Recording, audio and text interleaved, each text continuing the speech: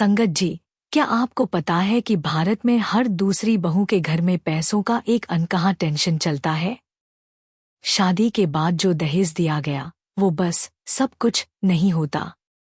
बीवी भी होती है, बेटी भी होती है और माँ की नज़र में कभी इनफ नहीं होती।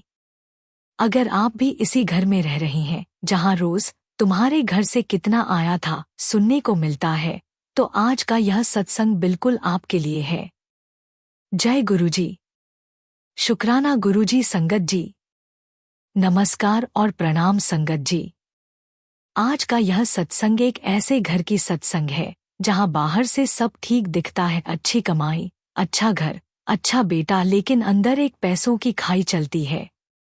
संगत जी, हमारे समाज में एक बहुत ही गहरी समस्या है। जब लड़की की शादी होती है तो पिता अपनी क्षमता के अनुसार दहेज देते हैं, पर ससुराल में दोबारा और पैसे की मांग होती है। कभी सीधे नहीं, कभी इशारों में, कभी तुलना के जरिए।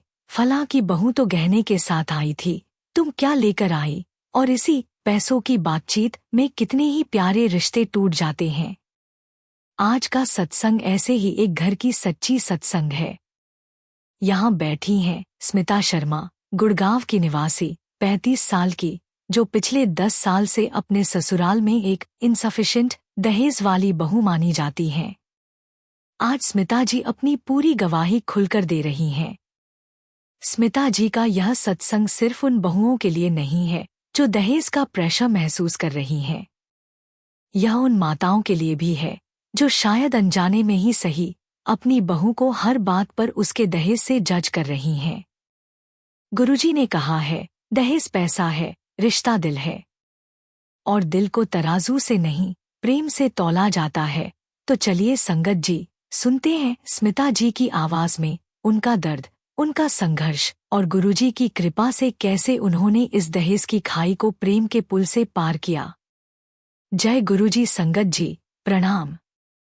मेरा नाम स्मिता शर्मा है, मैं गुड़गांव में रहती हूँ। मेरे पति का नाम राहुल है, एक एमएनसी में काम करता है। हमारी एक बेटी है अनु, 8 साल की। संगत जी, मैं शुरुआत से ही कहूँ, मेरे पिता एक मिडिल क्लास सरकारी कर्मचारी थे। 5 बेटियां। पैसा कभी खूब नहीं था संगत जी। शादी का सीजन आया, माँ ने जितना भी हो सका सोना चांदी जमा किया।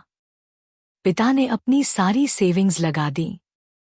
कुल दहेज लगभग 5 लाख रुपए और कुछ जेवरात। उस समय 2014 में यह बहुत कम नहीं था, पर शहर में अच्छे घर के लिए मीडियम माना जाता था। दूल्हे का घर बहुत अच्छा था। पिता एक प्राइवेट कंपनी के डायरेक्टर थे, माँ एक एस्टैब्लिश्ड सोशल वर्कर, और राहुल एक अच्छी सैलरी वाला बेटा।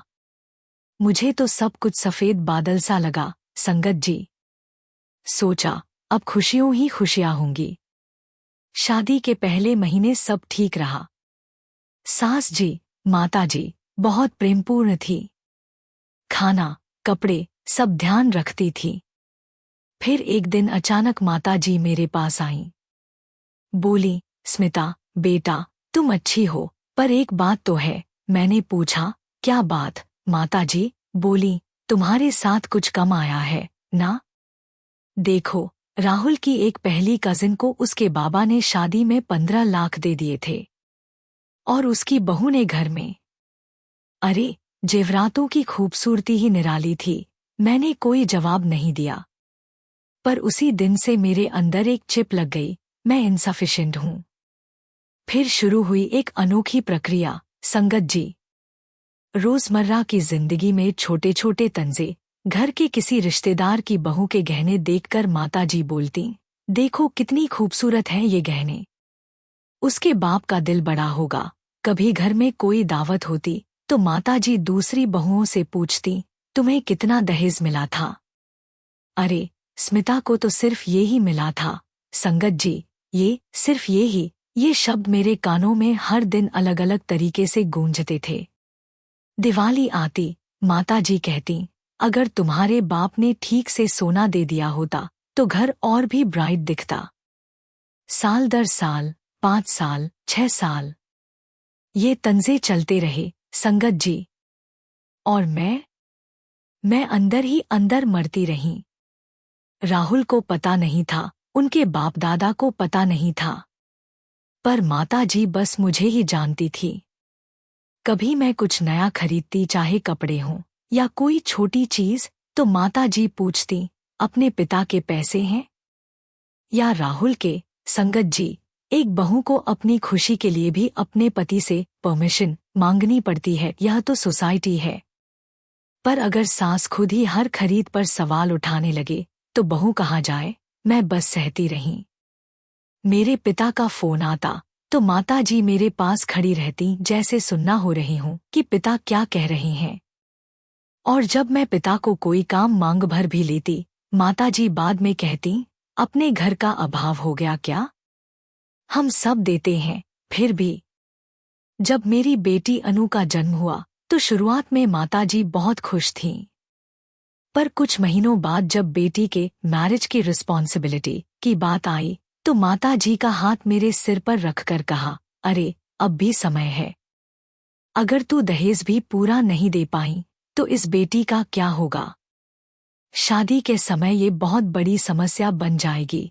संगत जी, मेरी अपनी बेटी को देखकर माता जी को दहेज की चिंता आ गई। वो बेचारी अनु सो रही थी और उसके भविष्य की शादी की चिंता। संगत जी, 9 साल तक मैं सहती रही। राहुल को सब कुछ बताया, लेकिन वो कहते, स्मिता, माता जी की उम्र है, उनके समय में सब ऐसे ही सोचते हैं, तुम इग्नोर कर दो। पर इग्नोर करना कितना आसान है। संगत जी, एक बार बेटी को बीमारी हो गई। माता जी ने कहा, अरे तुम्हारे बाप को दिखाओ। अपने यहाँ के डॉक्टर से तो सही नहीं हो पाती। मेरा बेटा राहुल अब उसी डॉक्टर के पास जा रहा था, पर माता जी को लगता था कि अपने घर का डॉक्टर ज्यादा गुड है। एक दिन मैंने एक नया कुर्ता खरीद लिया। किसी दोस्त की शादी थी। माता जी ने देखा और कहा, ये कहाँ से आया? तुम्हारे पिता ने भेजा है या अपने पति की तनख्वाह खा रही हो? संगत जी, उस दिन मुझे लगा कि मेरा कुछ भी अपना नहीं है। न मैं अपनी बेटी को ठीक से मदद दे सकती हूँ, न कोई साड़ी कुर्ता बिना सवाल के पहन सकती हूँ। मैं बस एक बहू हूँ, इनसफिशिएंट दहेज वाली। संगत जी, सत्संग आगे जारी रहेगा, परंतु पहले एक अत्यंत महत्वपूर्ण सेवा संदेश आपसे विनम्रतापूर्वक साझा करना आवश्यक है। संगत जी, आप सभी पर गुरु कृपा सदा बनी रहे। आज हम एक पवित्र और निरंतर चल रही लंगर सेवा के लिए आपसे निवेदन शेयर कर रहे हैं। हमारा उद्देश्य है कि जरूरतमंद और असहाय लोगों तक समय समय पर भोजन की व्यवस्था पहुंचाई जा सके, ताकि किसी को भी भूखा रहने की मजबूरी महसूस न हो। ये सेवा किसी संगठन, व्यक्ति या नाम के लिए नहीं, सिर्फ गुरु कृपा, गुरु भावना और मानव कल्याण के लिए है। संगत जी, यदि आपके मन में भी इस लंगर सेवा के लिए प्रेम और भावना जागृत हो, तो आप अपनी सेवा राशि के माध्यम से इस सेवा में शामिल हो सकते हैं। आपकी सेवा भावना ही इस प्रयास को निरंतरता और मजबूती देती है। जब स्क्रीन पर क्यूआर कोड दिखाई दे तो इस सरल प्रक्रिया का पालन करें। जैसे ही क्यूआर कोड दिखे, उसका स्क्रीनशॉट ले लीजिए। अपने मोबाइल की गैलरी खोलकर वही इमेज सिलेक्ट करें। अपने किसी भी यूपीआई ऐप में स्कैन फ्रॉम गैलरी विकल्प चुनें। श्रद्धा अनुसार सेवा राशि भेजकर अन्न सेवा सहयोग पूर्ण करें। कृपया सहयोग करते समय मन में बस इतना भाव रखें, हे गुरुजी, यह सेवा आपकी है, आपका ही प्रसाद है और आपके ही नाम से की जा रही है। गुरु भक्ति का फल सेवा भाव की शक्ति और लंगर का प्रसाद जीवन को बदल देता है। शुक्राना गुरुजी। संगत जी, आइए अब इस सत्संग को आगे बढ़ाते हैं। संगत जी, एक रात मैं अकेली छत पर बैठी थी। राहुल सो गए थे, अनु भी। मैंने अपनी वेडिंग एल्बम निकाली। देखते देखते मेरा अपना फेस दिखा, शादी के दिन की खुशी, मेरी मुस्कान। और फिर सोचा, ये कौन थी मैं? कहाँ गई मैं? रो पड़ी। संगत जी, आवाज न निकले, इसलिए मुंह में दुपट्टा दबा लिया। उसी रात मैंने मन में कहा, अगर गुरुजी सच में हैं, तो मैं अपने को खोजना चाहती हूँ। मैंने अपनी पहचान खो दी है। अगले दिन मेरी सहेली नीता मिलने आई। उसने मेरा चेहरा देखा और सीधा पूछ दिया, क्या हुआ? अब कोई नई चीज है क्या? मैंने सब कह दिया। 9 साल का दर्द। नीता बोली, अरे, मैं एक जगह जाती हूँ, गुरुजी के मंदिर में। वहां की संगत के बाद मेरा पूरा पर्सपेक्टिव बदल गया। तू भी चल एक बार, मैंने कहा। नीता, मैं धार्मिक नहीं हूं और गुरुजी पैसों की समस्या सॉल्व नहीं कर सकते। नीता मुस्कुराई, ये तो देखते हैं। चलना, बस एक बार।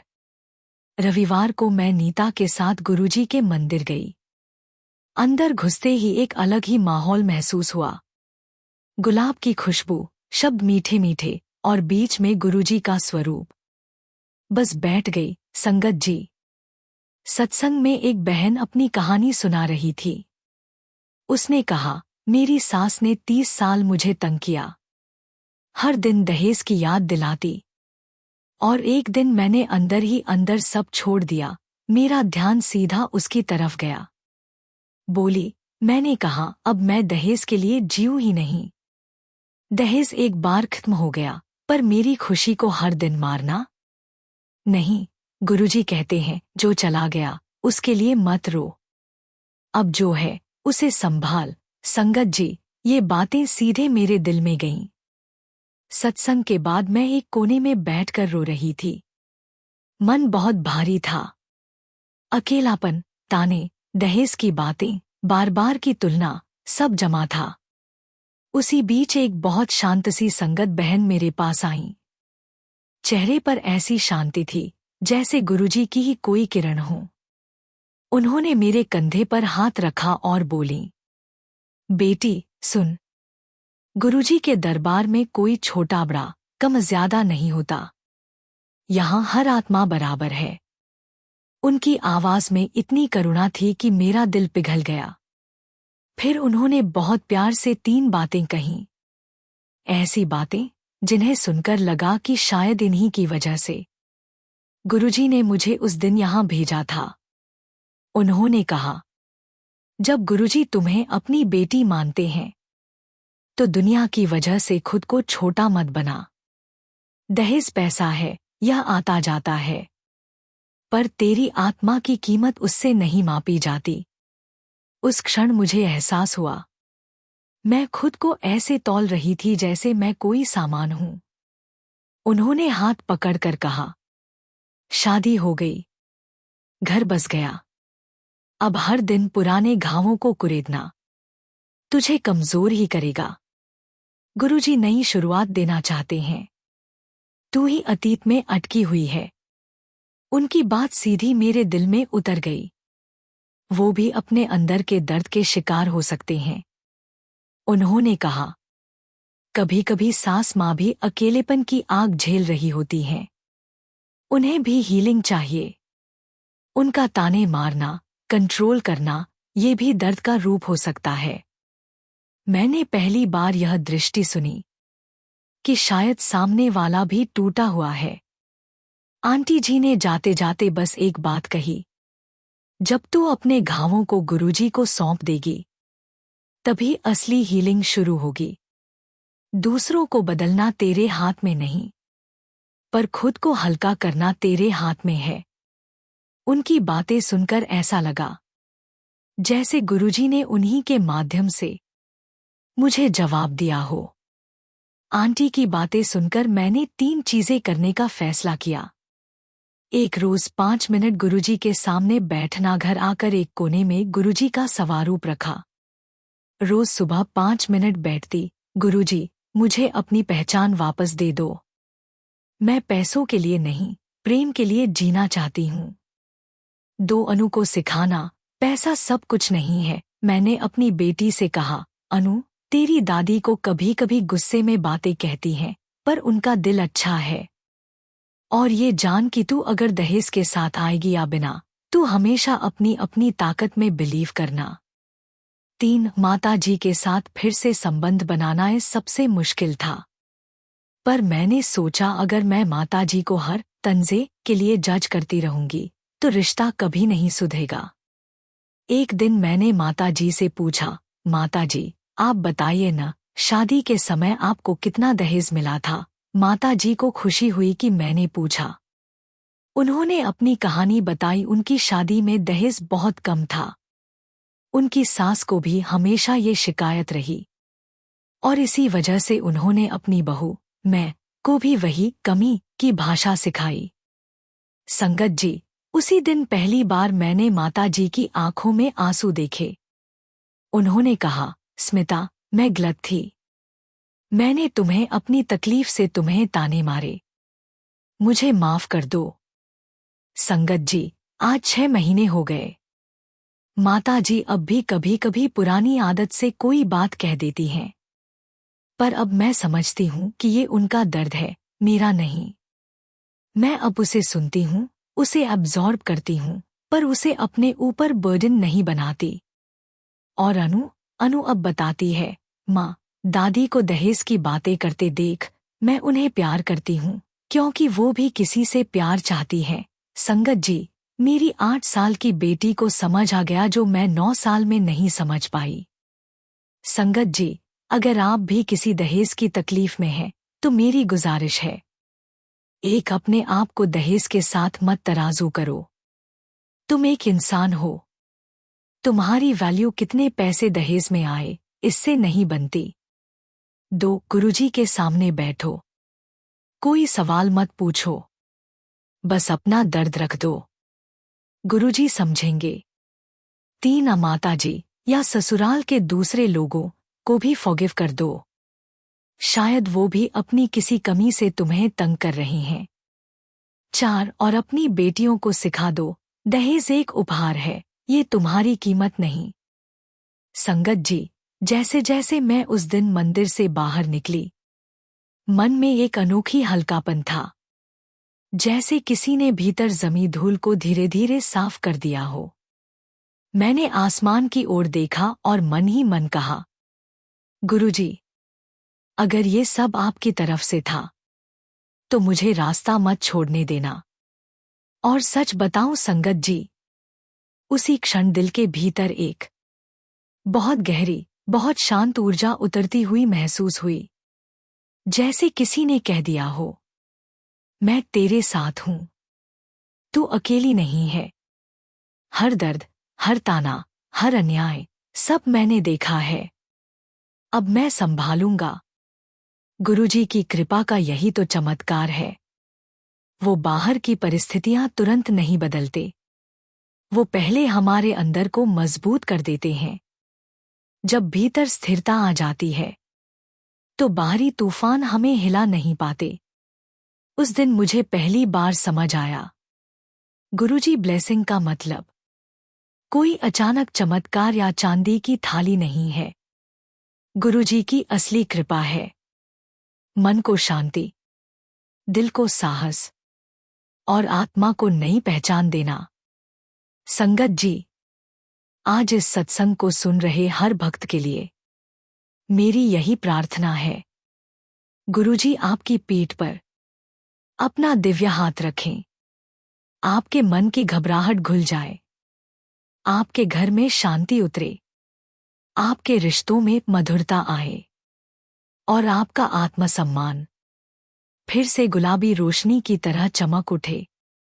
गुरुजी आपको वही दें जो आपके लिए सही है, सही समय पर दें और इतना भर दें कि आपके दिल में हर पल शुक्राना ही उभरे। संगत जी, ये थी स्मिता बहन की सच्ची गवाही।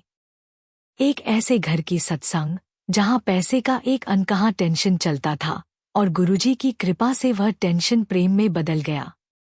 संगत जी, अगर आपको लगा कि ये सत्संग आपके घर की भी है तो कमेंट में लिखिए, गुरुजी मेरे घर में भी प्रेम ला दो, या गुरुजी मुझे अपनी पहचान वापस दे दो।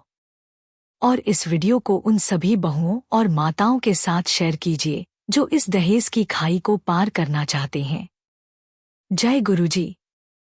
शुक्राना गुरुजी। संगत जी, हर घर में पैसों की नहीं, प्रेम की भाषा बोली जाए। जय गुरुजी। जय गुरुजी। शुक्राना गुरुजी का। लख लख शुक्राना। धन्यवाद संगत जी। संगत जी, आप सभी पर गुरु कृपा सदा बनी रहे। आज हम एक पवित्र और निरंतर चल रही लंगर सेवा के लिए आपसे निवेदन शेयर कर रही हैं। हमारा उद्देश्य है कि जरूरतमंद और असहाय लोगों तक समय समय पर भोजन की व्यवस्था पहुंचाई जा सके ताकि किसी को भी भूखा रहने की मजबूरी महसूस न हो। ये सेवा किसी संगठन, व्यक्ति या नाम के लिए नहीं, सिर्फ गुरु कृपा, गुरु भावना और मानव कल्याण के लिए है। संगत जी, यदि आपके मन में भी इस लंगर सेवा के लिए प्रेम और भावना जागृत हो, तो आप अपनी सेवा राशि के माध्यम से इस सेवा में शामिल हो सकते हैं। आपकी सेवा भावना ही इस प्रयास को निरंतरता और मजबूती देती है। जब स्क्रीन पर QR कोड दिखाई दे, तो इस सरल प्रक्रिया का पालन करें। जैसे ही QR कोड दिखे, उसका स्क्रीनशॉट ले लीजिए। अपने मोबाइल की गैलरी खोलकर वही इमेज सिलेक्ट करें। अपने किसी भी UPI ऐप में स्कैन फ्रॉम गैलरी विकल्प चुनें। श्रद्धा अनुसार सेवा राशि भेजकर अन्न सेवा सहयोग पूर्ण करें। कृपया सहयोग करते समय मन में बस इतना भाव रखें, हे गुरुजी, यह सेवा आपकी है, आपका ही प्रसाद है और आपके ही नाम से की जा रही है। गुरु भक्ति का फल सेवा भाव की शक्ति और लंगर का प्रसाद जीवन को बदल देता है। शुक्राना गुरुजी।